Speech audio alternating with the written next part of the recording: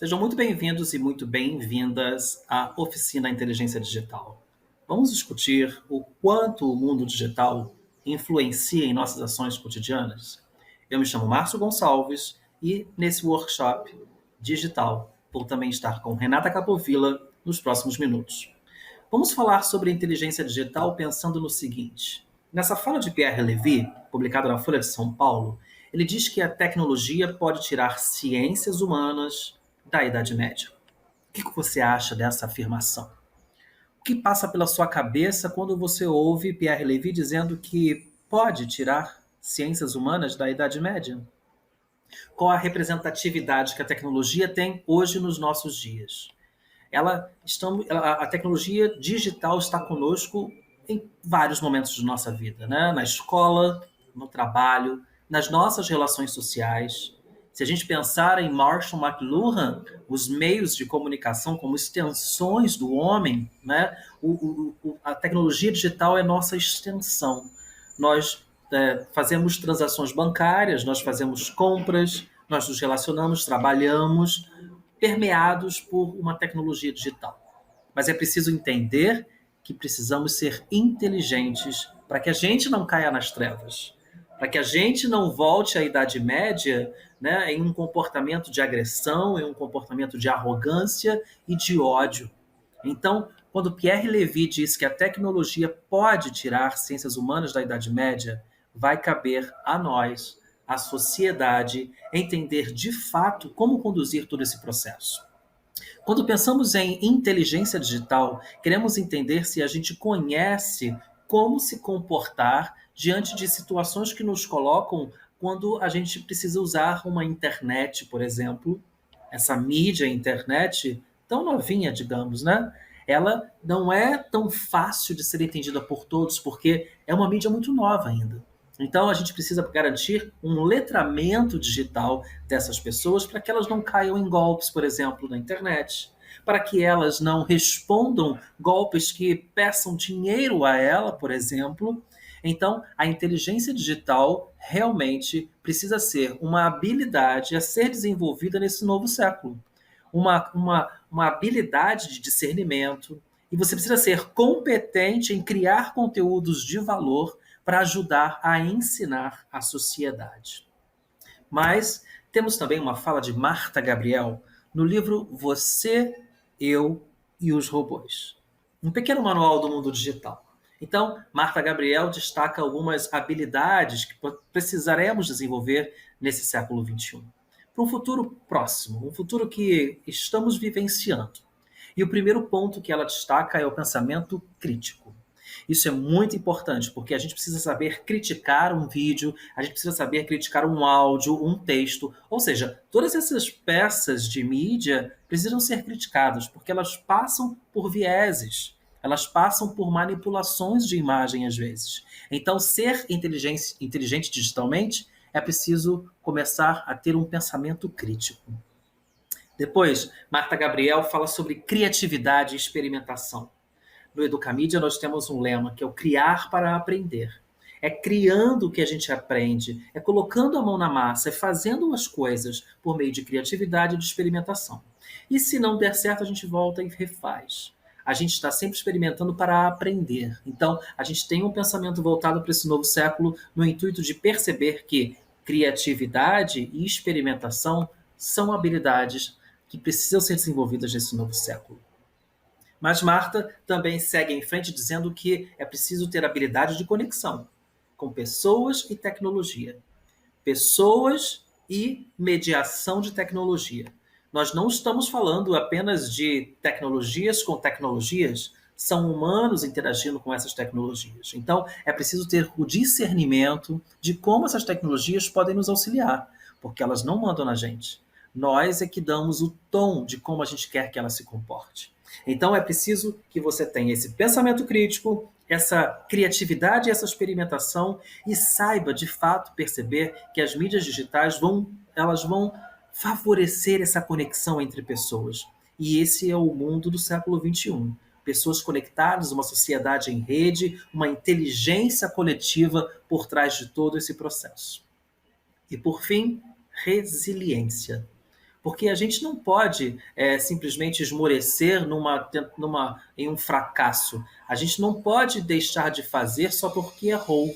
A gente precisa não se frustrar, porque com tentativas a gente vai aprimorando os nossos projetos. A gente vai se aproximando, não da perfeição, mas a gente se aproxima daquilo que pode ser o mais entregável para a sociedade. Então, quando a gente pensa, por exemplo, em produções de vídeo, em produções de áudio, a gente precisa garantir a entrega, mas a gente sabe que a gente vai errar muito. A gente vai errar muito, a gente vai errar no tom, a gente vai errar na luz, a gente vai errar na apresentação, mas a gente também vai perceber que quanto mais a gente fizer, mais a gente vai aprender. E com isso a gente vai desenvolvendo as nossas habilidades. Porém, para que a gente possa garantir realmente essa inteligência digital, olha aqui algumas dicas sobre cidadania digital, sobre segurança e cidadania digital. Esse material você pode encontrar com muitas explicações e muitas dicas de como se comportar na internet no material do Seja Incrível na Internet. Vejam ali as palavras em destaque: inteligência, atenção, força, gentileza e coragem. Então, compartilhe com cuidado tudo que você tiver. Seja inteligente na internet. Não caia em armadilhas. Seja atento na internet. E proteja seus segredos. Seja forte na internet. E é legal ser gentil também na internet, sabia? Seja gentil. E na dúvida, fale com alguém. Seja corajoso na internet. Esses tópicos aqui que nós trouxemos, eles precisam ser conversados com os nossos jovens. Eles precisam ser temas de conversa em casa. Eles precisam ser temas de conversa com os nossos amigos, porque as pessoas não estão tão atentas assim. Nós é que vamos nos multiplicar e vamos garantir um alcance muito maior para falar sobre segurança e cidadania digital. Então, a partir de agora, o nosso nível de inteligência digital ele cresce de uma forma porque a gente está sempre buscando o equilíbrio desse convívio em meio social mediado por tecnologia. E aí a gente fez o seguinte: a gente foi às ruas perguntar para as pessoas como se dá esse processo de perceber algumas situações. E a primeira pergunta que a gente fez foi: na sua opinião, você acredita que uma opinião sobre política publicada na internet tem o poder de influenciar na decisão do voto? E por quê? Eu acredito que sim, infelizmente, uma opinião publicada tem, assim, o poder de influenciar a escolha de voto das pessoas, porque elas não têm muito critério. Então, nem a pessoa que emite a opinião e nem as pessoas que leem ou que escutam aquela opinião e compartilham não têm critérios para avaliar aquela opinião. Então, verificar se os argumentos que sustentam aquela opinião são verdadeiros, são válidos, não conseguem perceber quais as intenções da pessoa que emitiu aquela opinião. E isso a gente só consegue fazendo pesquisa em outras fontes, buscando essa informação. E as pessoas preferem, porque é muito mais cômodo, apenas ouvir e se deixar influenciar, então, por essas opiniões. E aí, Renata, o que você acha da opinião da Priscila? Eu super concordo com a Priscila, Márcio. Até no contexto familiar, que a gente observa o tempo todo, nesse momento de política, todo mundo falando sobre política, e nós percebemos que as pessoas não investigam de fato a vida dos seus candidatos, mas elas ouvem, recebem de outras pessoas do qual elas acreditam e acabam, eu confio porque fulano falou isso. Então, eu concordo plenamente de que eles influenciam sim. Eu acho que nessas horas a gente tem que estar muito com o nosso pensamento crítico à flor da pele, né? Porque os candidatos vão chegar usando diversos recursos de mídia, né? Recursos usados em áudio, em audiovisual, em texto, em meme, em GIF, via redes sociais. Então, é sempre importante a gente mostrar para as pessoas como elas deveriam interpretar essas mensagens que chegam por nós via redes sociais, via internet. Então, é preciso ser inteligente, né, nessas horas, para a gente não cair num discurso vazio, não cair numa imagem manipulada, não cair num áudio altamente editado, num vídeo altamente editado que é completamente fora da realidade daquele candidato. Então, esse pensamento da fotografia como ela é feita, do vídeo como ele é editado, tudo isso é muito importante para a gente não cair no discurso de certos políticos, ou seja, para evitar sermos influenciados. Não é isso? E ouvir diversas opiniões, né, Márcio? Não é porque você gosta de tal candidato que você só tem que ouvir o que ele está dizendo, né? Sempre ouvir o que o outro está trazendo, se ele é de direita, ouvir o que o de esquerda traz, e vice-versa, buscar outras opiniões, buscar saber sobre a vida dele, e aí sim a gente tem menos chance de cometer um erro desse votando errado, né? Com certeza. Vamos então à próxima pergunta. Como eu reajo quando eu fico sabendo que um boato é fake?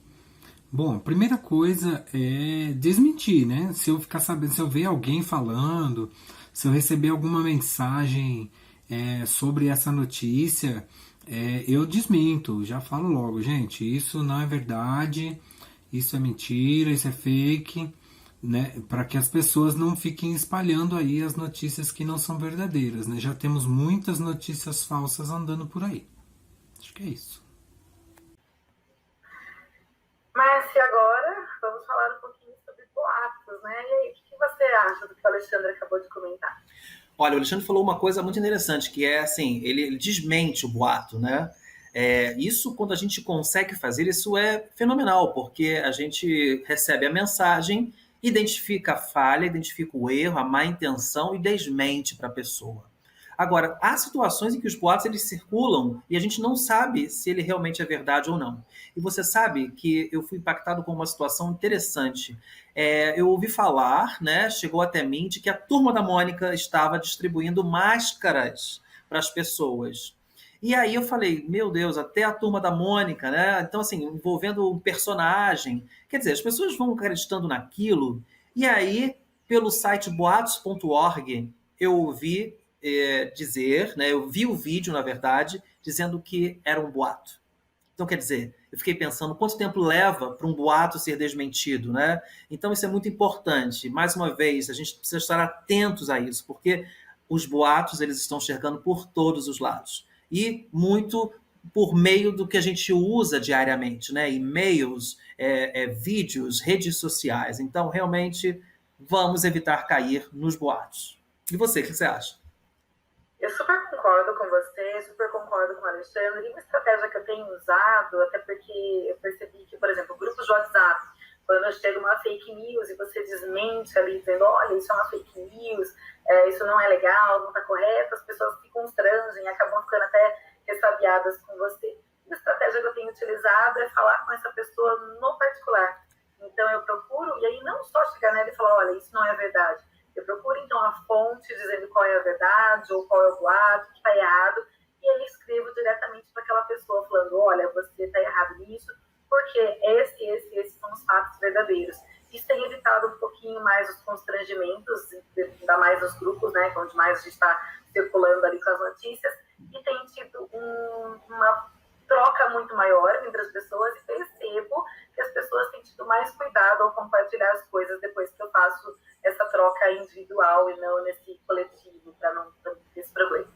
Isso é educação midiática na veia, né? Mostrar para as pessoas que há um caminho a ser perseguido para desmentir os boatos. É isso aí, vamos para a próxima pergunta, então. Vamos para a próxima pergunta.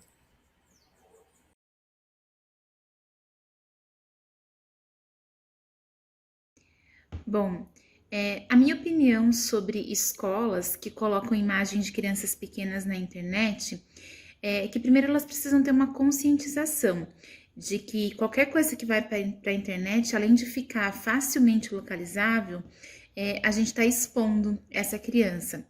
E a gente está expondo não só a criança, né, mas dando informações aí bastante preciosas do local que essa criança frequenta e, consequentemente, aí da constância que ela está presente nesse local, considerando que ela vai para a escola. Eu acho que as escolas elas precisam amadurecer o que significa você colocar um conteúdo na internet, o alcance desse conteúdo e quem pode acessar. Porque, consequentemente, elas estão colocando aí as crianças em xeque quando elas disponibilizam qualquer atividade, qualquer conteúdo com a imagem delas. E aí, Renata, o que você acha dessa questão de, na escola, os recursos de mídia, né, fotografia principalmente, ou até mesmo vídeo, registrarem a imagem das crianças e as escolas publicarem isso nas redes sociais, por exemplo? É importantíssimo. A gente sabe que a importância da foto, da imagem, para a divulgação de marketing da escola é importante, tem um papel essencial para que as campanhas das escolas aconteçam, mas vale a pena lembrar que também nós temos uma lei que nos rege, né? E a lei é muito clara em relação ao uso da imagem. Então, se as escolas querem utilizar a imagem dos alunos, então tem que buscar saber o que está na lei, o que essa lei pede, qual é a autorização que esse familiar deve conceder, caso queira conceder, e aí sim, então, fazer o uso dessa imagem. Caso contrário, caso haja qualquer criança que não tenha essa liberação, então não fazer uso dessa imagem de forma alguma, porque se está na lei que isso é um crime, então a escola pode ser condenada pelo uso dessa imagem. Não é, Márcio? Pois é, eu vejo assim, a necessidade, então, de a gente conversar com a direção da escola para criar uma política, né, de uso de imagens, por exemplo, porque as imagens estão sendo registradas nos celulares dos professores, né, a produção não fica mais na mão de uma pessoa, ou seja, não é o fotógrafo da escola, fica no celular dos pais, fica no celular dos professores, da coordenação. Então é preciso criar uma política para evitar esse transtorno de exposição de uma imagem indevida. Lembrando que são crianças, né, e precisam da autorização dos pais, caso essa imagem seja divulgada também, né? Eu acho que é sempre bom uma conversa, é sempre bom expor, porque, como você disse, é importante para o marketing da escola. Então, assim, as crianças também, elas querem se ver, isso é importante, elas querem ter prazer da realização da atividade. Então, eu costumo dizer que é importante conversar para que a gente possa expor o porquê e não simplesmente expor só por uma exposição do orgulho da tarefa que fez. Mas são questões de comunicação, né? Que a gente não pode mais escapar desse mundo moderno, né? Porque a escola tem um site, a escola tem um Instagram, a escola tem YouTube. Então, tudo isso é importante para mostrar que as crianças também estão produzindo coisas bem legais. Vamos à próxima pergunta, então, agora. Vamos lá.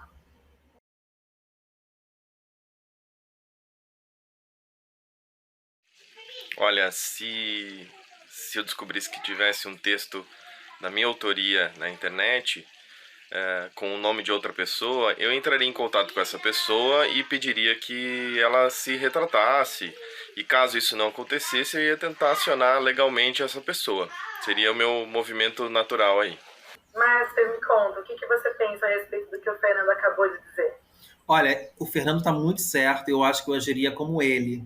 Porque certa vez eu vivenciei uma situação dessas. Eu recebi um e-mail dizendo assim: prezados professores, eu faço um curso preparatório para concurso e acabei de comprar uma apostila deles. E fui verificar que os autores dos textos desta apostila são vocês.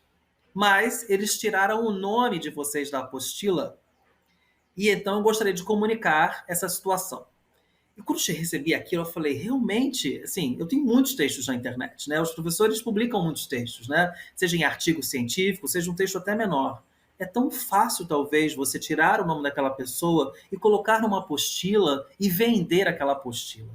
Então, é uma situação que a gente vai enfrentar muito daqui para frente, né? Então, veja bem, é preciso entender que há licenças hoje em que você pode usar, como Creative Commons, para você colocar e liberar o acesso àquele conteúdo. Então, se você publicar algo que queira realmente divulgar para as pessoas, coloque esse selo. Agora, se você não liberou, de repente você até tem que responder para a editora, né? Que você assinou um contrato. Você pode sim buscar a justiça e resolver as situações por meios legais. O que você acha disso, Renato? Eu super concordo, eu também ia contar um caos. Eu vivi uma outra situação muito parecida com a sua, mas do outro lado. Eu fiz um material e, na verdade, utilizei uma diagramação e eu não sei por que motivo acabou não saindo o nome do autor em um dos poemas que eu utilizei. E esse autor me procurou. E ele foi muito gentil, muito educado. A primeira coisa que ele disse foi: adorei o seu material, mas você colocou um texto meu lá onde não tem o meu nome. Como que nós podemos resolver isso? E eu achei muito pertinente a maneira como ele falou, a maneira como ele me abordou. Ele teria todo o direito de, por exemplo, acionar a justiça imediatamente, porque era um direito dele mesmo, mas ele não fez isso. Ele veio com uma postura muito aberta, conversamos. Falei para ele que eu não sabia o que tinha acontecido, imediatamente já falei com o pessoal da edição, que também na hora já consertou, colocou o nome dele, deu direito à autoria dele, o crédito, etc., e resolvemos a pendência. Então também tem essa questão dessa postura do autor, né, de como buscar. Às vezes uma postura branda também já resolve rapidamente a situação. Pois é, então a gente vai conversar sempre, porque quando a gente conversa, né, a gente chega no entendimento mútuo. Então isso faz muito parte também das nossas relações de comunicação, né? Saber se expressar, saber se comunicar, saber ter bons argumentos para que a gente não possa criar uma sociedade sempre do embate, né? Então, isso é muito filosófico, inclusive, né? Perceber o quanto a gente pode entrar em uma discussão para que haja um entendimento mútuo, como aconteceu entre essas duas partes, não é isso? Vamos então à nossa última pergunta, Renata, do nosso workshop de inteligência digital. Será que as pessoas realmente vão desenvolver essa habilidade de inteligência digital? Vamos à última pergunta. Vamos lá.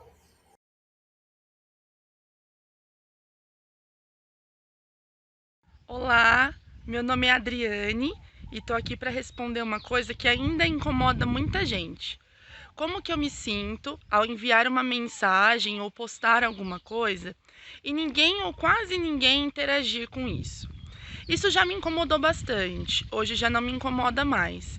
Às vezes a rede social pede que a gente tenha um status, então o número de curtidas, o número de comentários é algo que preocupa bastante. Hoje eu vejo isso de uma outra forma, hoje eu já não me incomodo. A rede social para mim é um registro das minhas lembranças, do que são importantes para mim, e não necessariamente vai ter a mesma importância para o outro. Então, neste sentido, se eu quiser mandar uma mensagem específica para alguém, o ideal é que eu faça uma postagem na rede social dessa pessoa ou mande uma mensagem para ela. Em grupo, a gente não sabe a maneira como vai ser interpretada. Então, precisamos tirar um pouco do peso da rede social e do quanto que a gente espera desse status. Usa isso como um livro de recordação. Você está postando o que é importante para você, queira o outro curtir ou não. Mas e agora, isso que a Drica falou nesse vídeo, realmente é um assunto polêmico, né? Pois é, eu diria que essa pergunta é muito Black Mirror, né? Aquela série da Netflix, né? Que a moça ela sai, né, para participar de um evento, mas ela só pode chegar ao evento se ela tiver um determinado número de likes. Renata, eu acho que a gente está vivendo uma sociedade que busca muito isso, né? Busca muito essa exposição, mas isso pode causar uma certa doença, né? Inclusive na sociedade, porque as pessoas estão em busca dos likes, né? Em busca dos comentários. Então é preciso ter uma harmonia nessa relação de exposição, né? Mas também de interação. Porque as fotos que nós compartilhamos, elas vão entre os nossos amigos, então nós educadores também compartilhamos nossas situações voltadas à educação, é um livro que a gente compra, é uma frase de alguém, é uma comemoração, é uma celebração de conquista acadêmica. Agora, se a gente não tem essas reações, lembremos que a gente tem os algoritmos das mídias, né? Eles regem muito dessas relações. Então, todas as vezes que eu publico algo, eu falo: ah, Facebook, você não distribuiu isso para as pessoas, né? Ah, Instagram, você não distribuiu isso para as pessoas. Aí eu começo a usar de algumas técnicas. Por exemplo, eu uso hashtags, né, para alcançar as pessoas. Eu marco as pessoas que têm os seus perfis. Então, tudo isso acaba gerando essa interação que eu tanto buscava, né? Porque eu não faço uma exposição apenas para fazer o marketing pessoal, mas eu quero atingir as pessoas com bons conteúdos, né? E não preciso ficar doente porque não consegui tanto alcance assim. O que você acha disso? Concordo com você e acho que se você tem o intuito de fazer uma divulgação, esses recursos são ótimos, né? Usar hashtag, marcar as pessoas, a hashtag correta, né? Indicando no contexto que você quer dizer. Mas eu acho que me preocupo muito também com essa questão emocional, né? Será que essa necessidade de postar qualquer coisa que seja da nossa vida, e nós vemos muitas pessoas fazendo isso, é uma necessidade de autoafirmação, não sendo para divulgar nada, mas sendo simplesmente fatos do dia a dia? E será que essas pessoas públicas que colocam tantas coisas na internet publicam isso de graça? Ou será que há todo um patrocínio por trás e uma subexposição da sua vida? Porque, na verdade, eles não vão publicar nada de problema, né? Só coisas lindas, floreadas e tudo maravilhoso. Então, sempre ficar atento a esses conceitos mercadológicos que estão por trás de todas essas postagens, para que eles sejam benefícios para mim e não que influenciem minha vida ao ponto de eu ficar dependente disso. É importantíssimo nós termos atenção em relação a esses pontos também. Com certeza, concordo muito com sua opinião e seu ponto de vista em relação a isso, né? A gente precisa encontrar um meio termo nesse controle, não é isso? É isso mesmo. Bom, pessoal, agora que nós já passamos pela explicação teórica do Márcio, também fizemos essa troca, né, de perguntas e respostas com todo mundo, nós temos uma última pergunta para vocês, uma pergunta onde vocês têm que nos dar uma devolutiva, e a pergunta é a seguinte: você acredita que quanto mais acesso ao mundo digital, mais expostos nós ficamos? E por quê? Então vocês vão nos responder isso através do Flipgrid, que é uma ferramenta fantástica que vou mostrar para vocês agora. O Flipgrid é uma ferramenta de troca de vídeos, tá? Onde nós fazemos como se fossem classes. Então vocês vão acessar esse link que está aparecendo para vocês aqui abaixo e vão colocar esse código que também vai aparecer para vocês aqui. Colocando isso, vocês vão ter acesso a essa página que tem duas formas de gravar, tá? Ou nesse retângulo vermelho, ou então nessa câmera abaixo, que também leva para o mesmo canal. Clicando ali, vai pedir para que vocês façam o login com a conta, o e-mail de vocês. Cliquem para fazer login com o e-mail. Ele vai entrar. E aí vocês têm aqui a câmera de gravação. E está dizendo que vocês têm 2 minutos para fazer a gravação. Nós temos aqui alguns efeitos possíveis, como frames, tá abrindo aqui, filtros. Então, existe uma possibilidade imensa de outras coisas, tantas aqui para vocês mexerem à vontade, como emojis, texto, desenho, quadros, fotos, etc. Terminou de manipular a imagem como você quer que apareça antes de gravar? Então, clica na câmerazinha, ela vai contar 3 segundos, começa a gravar. Você tem até 2 minutos para nos dar essa resposta. Terminando, é só finalizar a gravação, que essa resposta vai automaticamente lá para a gente, tá? Não se esqueçam, então, de caprichar nessa resposta, que nós queremos muita interação, muita troca com vocês. Até mais, pessoal!